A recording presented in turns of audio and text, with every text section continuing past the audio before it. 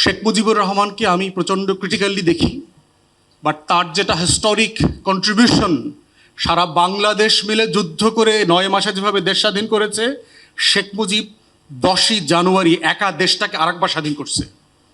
ফিরতি পথে দিল্লিতে গিয়ে ইন্দিরা গান্ধীকে বলছে, আপনাকে অনেক ধন্যবাদ, কৃতজ্ঞ, but please withdraw your forces. এবং সে বাধ্য করেছে। ইন্দিরা গান্ধী বোঝানোর জন্য বাংলাদেশে আবার কিন্তু আসছিল মার্চ মাসে, ওয়ার্ক করে নাই। 72-এর 12ই মার্চ বাংলাদেশের পক্ষ থেকে ফাইনাল কুচকাওয়াজ করে ভারতীয় সৈন্য বিদায় করা হয়েছে, এবং এটা ডিপার্চার প্রসেসে end of March early 1 April গেছে। তাহলে শেখ মুজিবের একক নেতৃত্বে বাংলাদেশ কিন্তু আবার মার্চ এপ্রিলে স্বাধীন হয়েছে। তার সমালোচনা অন্য জায়গায়, সেটা আমরা করব।